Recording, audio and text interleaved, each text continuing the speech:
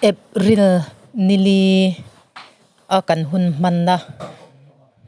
conference kan manna hemia hian nampuan zofate chi sang nampuan lalpana minlo siam tir hei zofate in pum khata kan lalwan za tur entir na tura min print chwa tir ka mu ang angte chungte chu banner tur ang deuh hleka print chwa ania chung chu tuna hola hianin man chwa zar chwa alo ngai tatlat maya ahun le amun tur pathianin tikhan chaple chilin hemi hmuna zar tur hianin mirhriat tir awangin I nampuan hi kan nge kan ti borbang nilovin kan pathian zo kena zo fa te hi in pum khat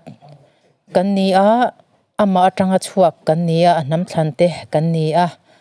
avo bik kan ni a kan rampo hi ama lalpa zon chuaram kan ti ang khan anam thlan vo bik kan ni na ngin zo fa te hi ni martelai mara khatyang khanin nam sang peng sang he oma chu wangin chu thinlung sang pulawa thinlung mun khat puwa rilru mun khat nen chu tiang chuanin kan pathian hianin min nge khovel muwa zofa te hi min pholan atum to awangin zofa te nampuan zar hei emin siam tir ani rengta print chhuak atar chhuak tura min ti ani angin hola hian itar chhuana remchang lalpan hei hi hemi hmuna zar tur hianin min tia phulem tenen tiang khanin ka han tho chhota top maya ti chuan zofa te in pum khatna ti in varanda po mai cha min lo siam tira chungte po chu nakina hun remchang te la omanga kala nei remchang ri lawa thil soitur chu kan nei ve a tlema zong chu tun huna kan hun man tur hemi ZPM joint block conference sakordai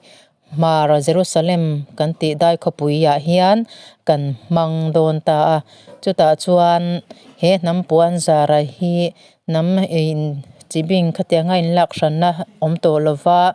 pum khata luanza na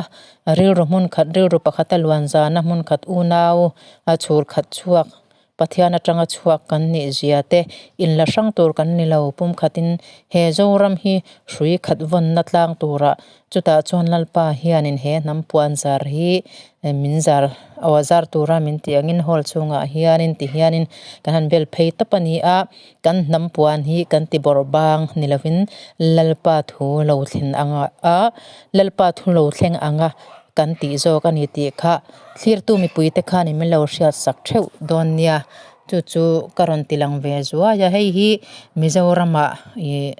ala om ngai lo ti te kan han donga mizoram record ti te thu kan donga ani em chu kan hrelawa milo thira sak ve hrim ula kan la toy ve ang renga ti chuan zaina hunte min pe a nalpan hun thatak te min pe ka wangin lalpa chunga hian kalom em ani voin kan hun man na tur stage chiang da win ti hian karon langa ta hian ka zai dona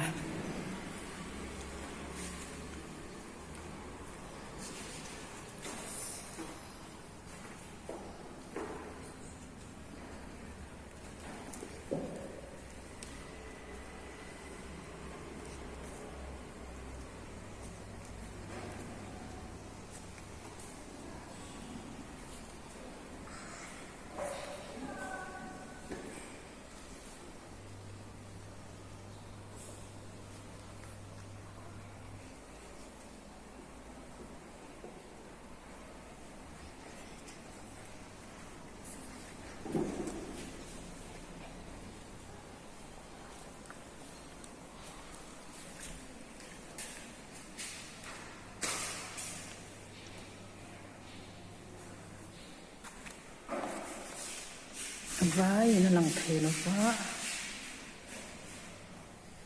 nampuan hei nampuan zofate peng sang zofate kan puan ania heta po hianin alakim lo na sakhop maya phulem hei nampuan hi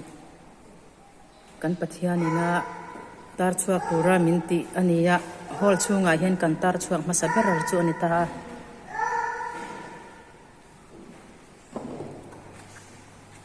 hei hian omzia nei veka kan tar chuak ti hian tikana lang king deuh wanga nam thil ram thil le nam thil khoi pha ani tlat maya he nam puan pathianina zar tura tar tura minti ti hian kan han print chuak nok noka kan hu ang te kan ram le kan nam hi pathianina min pek akal san to lo tur khopui kan ni na hi alo lang tan don chawa kol aron eng tan don chawani tuna hian